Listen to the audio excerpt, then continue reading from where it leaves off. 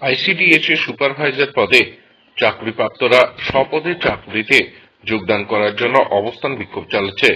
কলকাতার কলেজ স্কোয়ারে আজ তাদের অবস্থান মঞ্চে সামাজিক অধিকার রক্ষার দায়বদ্ধতা থেকেই সামিল হওয়ার পশ্চিমবঙ্গ প্রদেশ কংগ্রেসের সভাপতি শুভঙ্কর সরকার। আপডেট পাঁশকুড়া নিউজের জন্য বাবু হকের রিপোর্ট।